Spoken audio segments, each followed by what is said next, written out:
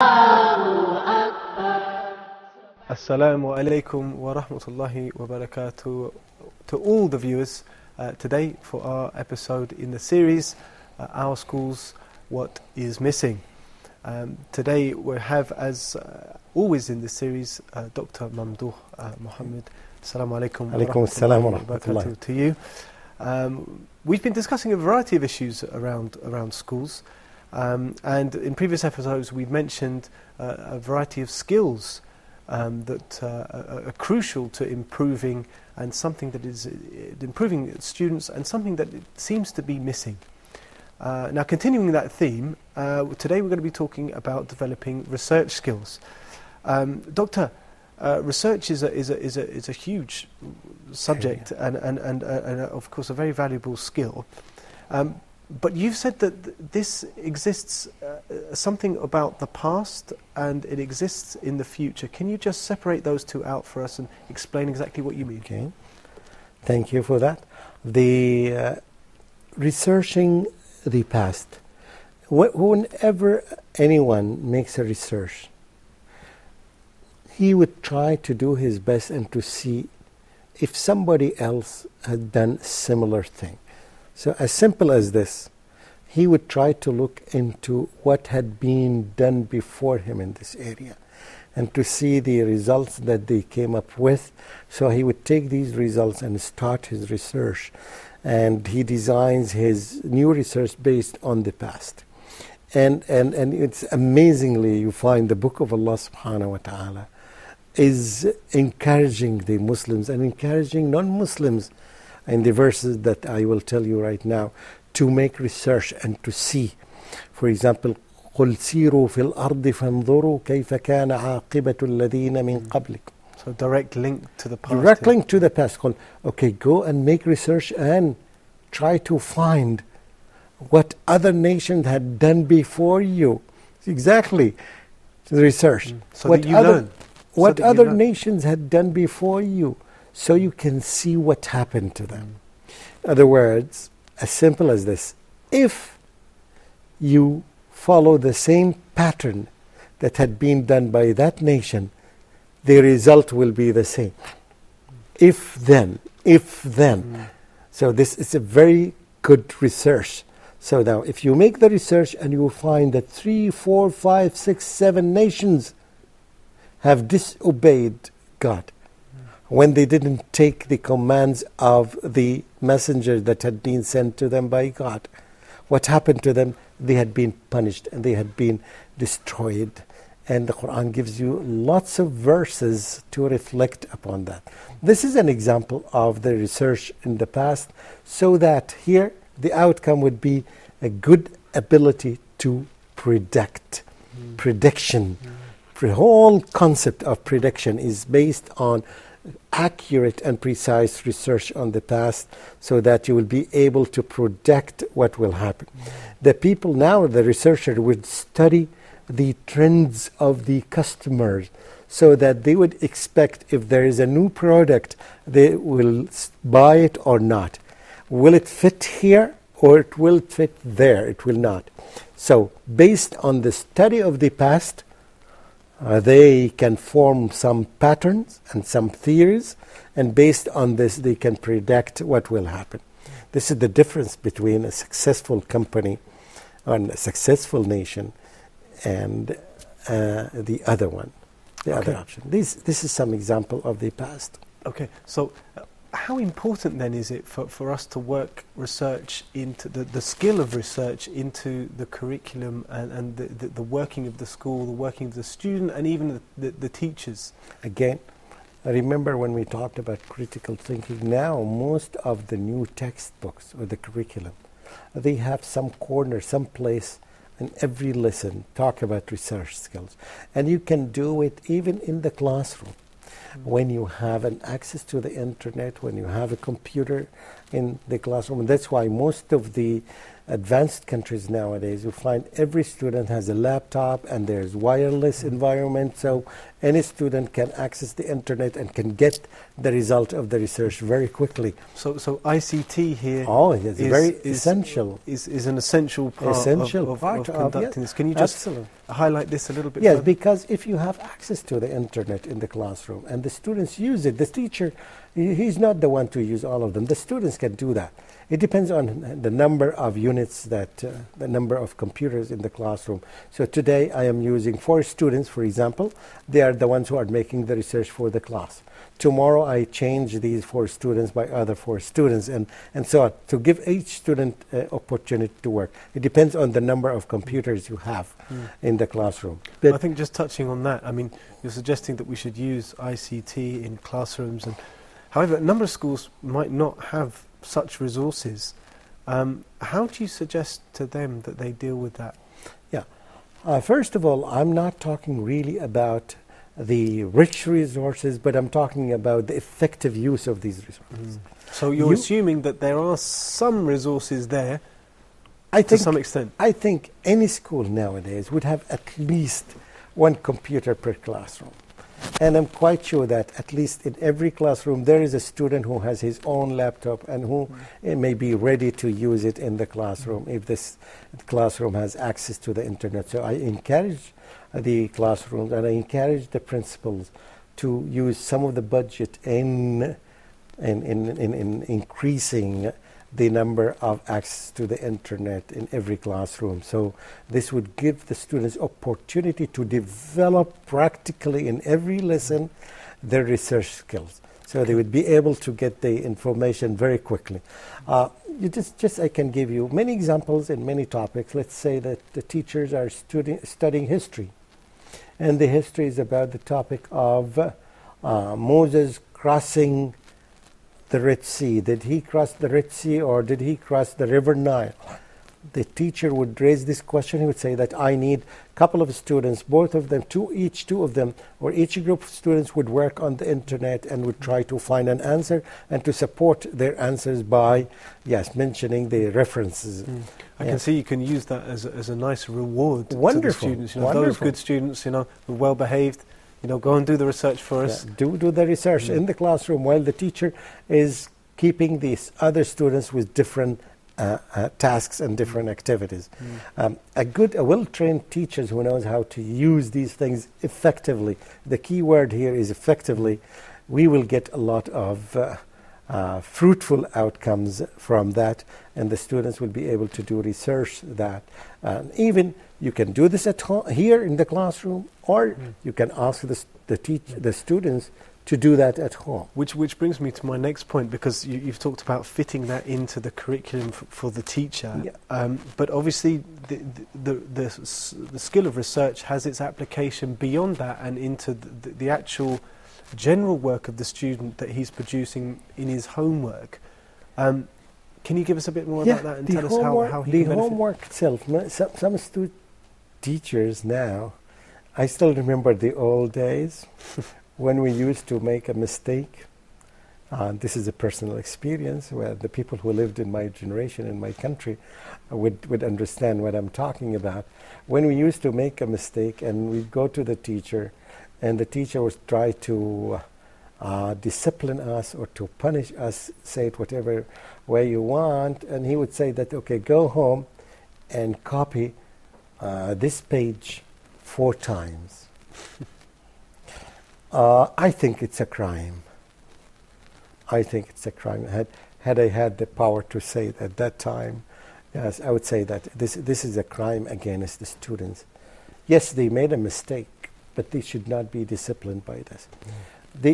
Just spending 1 hour trying to copy 5 pages or 1 page 4 times, it just kills your brain, kills your thinking. You could have done a better job than this. You could have asked me, because you've done this, I want you to make a research to tell me to answer these questions. So see the difference. So you could say, we're turning it into a positive thing. Yeah, here, aren't we? absolutely. Yeah. He can use it into a positive thing. And he would teach me how to make research. And he would make me benefit from this hour instead of just copying it as a punishment. And I didn't care about the punishment, but I cared about the time because I could have used it in a different way, in a better way. So nowadays you can ask the students when they do some assignments at home, make part of the assignments research. And the research is not necessarily, right? You can do it on the internet. You can make research, practical research in the environment. Okay, I want you to go and to spend, let's say that, to visit 4 shops and to tell me, to ask the grocer or the person a salesman there, what is the most saleable product in their store. I think this is an important point because a lot of people will think, especially students who are sort of instructed to do research, it is go to the internet, cut and paste, and literally, I think this is one of the dangers, perhaps. This is very good. Yeah. When we ask students to make research, unfortunately, because the teachers don't know the essence of it and don't value it, they allow the students to go and cut and paste and to produce 5 or 6 pages or 20 pages and very well nicely decorated and presented. But there is nothing in it. It's just cutting and it's just stealing the work of others and putting it even without mentioning it. And there is no outcome at all. So how can teachers prevent this? How can they can, if first of all they know the value of research and they are trained to do this. Of course, they will tell the students and they can make practical research in front of them in one class. They use the data show and they would say, now we have this topic. Okay? Just going to stop you there, Doctor. We're going to take a short break. Stay with us. Stay tuned. We will be back shortly.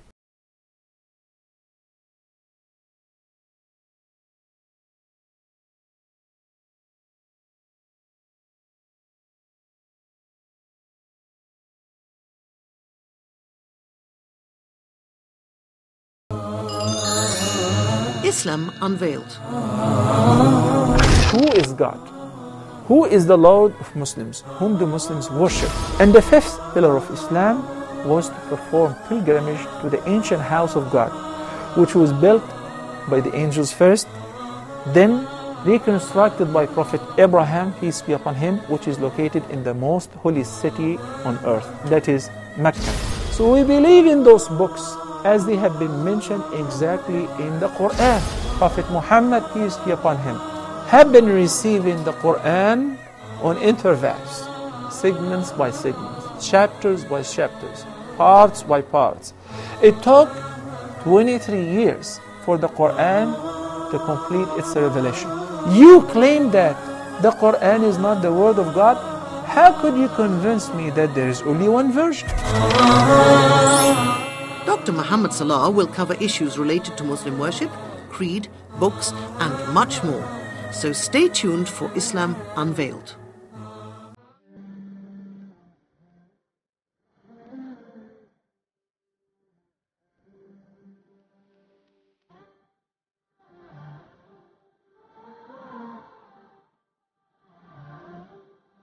Assalamu alaikum wa rahmatullahi wa barakatuh. Welcome back once again. With us in the studio as in this series is Dr. Mamdouh. And we've been discussing a variety of subjects, with specifically here developing research skills. Many different aspects to this subject. And we left just before the break discussing some of the pitfalls. Research skills, developing them is not as simple perhaps as it might be. We have the internet here. And a lot of students seem to be, you're trying to encourage them to research it, and a lot of students are trying to cut and paste. So we want to know how to prevent that. And I think that the focus has to be here with the teacher. Yeah. I think, as I mentioned, the teacher, for example, can make model research in front of the students by using a computer and data show, and would do the research in front of the students, and would ask the students themselves to use the computer, and he would guide them. Now let's say that he took a topic as simple as the what is the product that's sold most on the internet now. So he would guide the students here. You cannot make a cut and paste here. It will become very funny here. So you need to go to, for example, eBay. The students, he would guide the students. What are the most famous websites that sell products on the internet? So the students would try to answer the question. Yes, okay, they come up with answers like Amazon's and eBay and other websites that are. So they would go and ask each group of students to get this answer. What is the most saleable product in this? So what we're saying here, we're using a model in the classroom. He is guiding them in the classroom. To a specific task. Yeah. And after that, he would give them an assignment for next week, a similar assignment, a little bit difficult than this, so they would do it at home. And then, okay, by doing this, the students would know that cutting and pasting is not something good, because the other students, he did not cut and paste when they discussed the outcomes of their research in the classroom. And this is something missing in our classrooms. We don't do the discussion, and it's the teacher who takes the research paper and would just grade it, and even without looking into the details of it, oh, excellent, you've done a good job. And when you read it, it's most of it cut and paste. Even without it. This is something really negative. I'm talking about the level of the university, by the way. The university level, this takes place in university. And most of the professors, unfortunately, or teachers, they would say that's a lot of work, big burden on us, and we do this. In fact, you can do it in different good ways. You can ask some students or your assistants, some students to correct the research of each other and give feedback on it. So now you're asking the other students, right, to review another research and to see it in detail and to give some feedback. And you can say that I'll grade you on the feedback. So if the feedback is superficial, the student is not given a high grade. So he would know that he has next time to go through the research and to see what's good about it, what's bad about it. Okay, so by evaluating other research, you can teach yourself how to make a good research in the future. So there's a number of different benefits. There are hundreds of techniques. The teacher is not using so much time the potentials that he has in the classroom. The person who's marking is looking at the criteria and looking at the piece of work, and also obviously the person who's done the piece of work is also getting the feedback. Yes, and the teacher would, in this case, would give some guidelines for all the students, so they see the guidelines, they try to apply these guidelines on the research, right? So each of them is trying to apply these guidelines. After some time, the students would absorb and would memorize and would know these guidelines. Without looking at them, they would be applying it in the research that they are making. This is something that we've looked at before and we've talked about, which is getting that focus away from the teacher all the time and spreading some responsibility. You see, the work to now the students. has moved from the teacher to the student. The students are doing the work of the teacher. Why? They do that because they're successful to do that, because they got adequate training. And in this way, the teacher's almost becoming more of a facilitator. Absolutely. Almost, now you come to this now. The definition of the teacher now is a facilitator. He is not a spoon feeder as he used to be in the past. Okay. So, Doctor, with regards to the history here, I think history's proved that research, in fact, from an Islamic point of view, we've produced many huge progressive scientists for the time. What about the future? This is a misconception that people think that Islam all the time would ask you to make research in the past. Yes, Islam does this, but at the same time also Islam invites you to make future studies in the future, looking into the future. And you will find verses, many verses in the Quran and many statements said by the Prophet ﷺ. One of them is that أعوذ بالله من الشيطان الرجيم سنريهم آياتنا في الآفاق وفي أنفسهم. Till the end of the verse, we will show them our proofs and our evidence in the horizon and in themselves. What an amazing ayah. Just look at the word in the horizon. What is the horizon? Is When you see it, you see when the sky touches the earth, right? In this line, this is the horizon. When you move into it, going into the future now, when you move towards it, it moves back. When you move to it, it moves back, which tells you that this type of research will never end.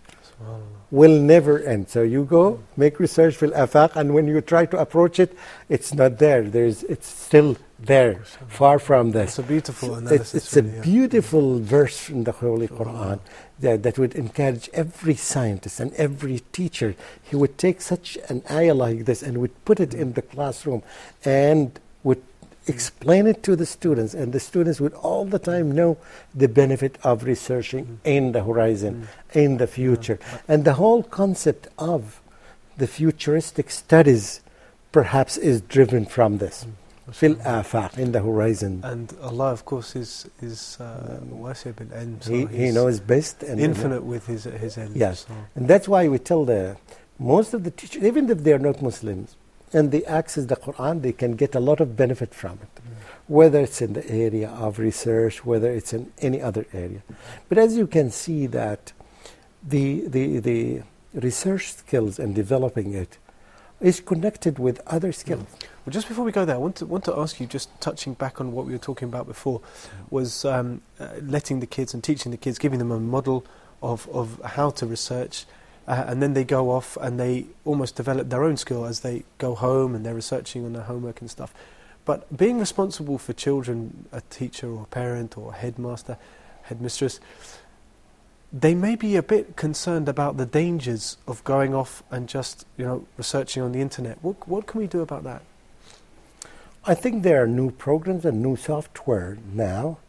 They can block some specific websites, and there are successful experiments in many countries that they block the bad websites from the whole country, which is something that I think we encourage this because we want to protect not only the children, we also want to protect the adults and everybody in the society. Well, as we've mentioned before, we're interested in protecting the natural state. Absolutely. This links back, goes to the original nature. And one of the jobs of the school, one of the jobs of the government, one of the jobs of the people who are in charge is to protect the natural or the original nature of a human being. So there we have it. Again, many of the viewers must go out and actually find out some of these software programs. No doubt this is the responsibility of the society and responsibility of the school. Okay, so let's look at the benefits. What are the benefits in the long term of developing research skills? Yeah, you see, most of these successful countries in the world, or advanced countries in the world, the number of researchers outweighs the number of perhaps the employees. You cannot live now without making research. I think a lot of governments are doing what they call basic research, isn't it, on anything to learn and to progress. Even the individual himself. I want to buy a product, right? If I don't know how to make research, right, it would be very difficult to me to get a good deal, right? But if I know how to make research and access the internet and see the different offers, that I can get a very good deal. I can buy a product at a less price, perhaps I can save 30% of the cost of the price if I bought it from a different place. So that's researching from a consumer point of view. Yeah. And what about from a homework point of view? What benefits are we going to see there from this research? Again, it increases the knowledge of the students. It teaches the student how to write a good piece of work. Right. It teaches the student many skills. And again, in order to reach this skill, you need to get other skills. For example, you need to be good in the language. So this is another skill. So language skills, particularly with English becoming so popular. Yeah, absolutely.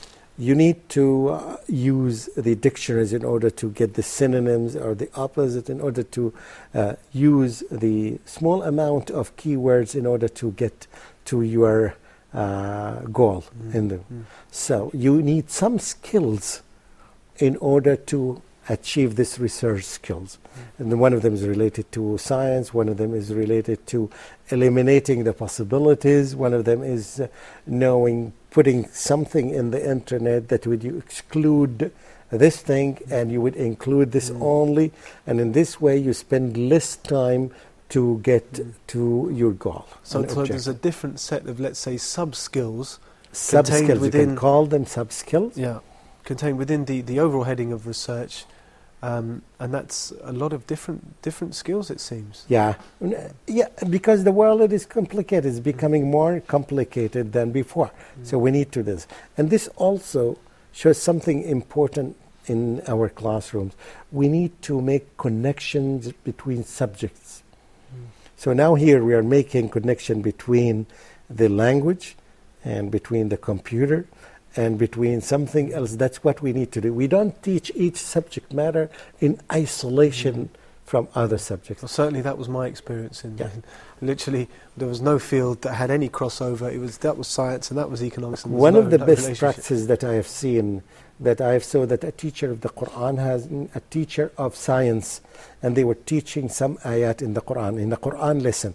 So the teacher of the Quran would explain the general meaning of the verse and would ask the teacher of biology to explain it from the scientific viewpoint. So two teachers were at the same time, and when the teacher of biology finished, she left the class and she left the students with the other teachers. So two teachers are teaching something, and this would make the meaning in the brain of the students very important. So they connected biology with the learning of the Quran. Thank you very much, Doctor. As ever, thank you very much for your time and your effort and your knowledge. Thank you very much, viewers. I hope we have been of some benefit to you, helping you to develop your children's skills, and perhaps if you're teachers as well, your own skills. We look forward to seeing you again. Assalamu alaikum wa rahmatullah.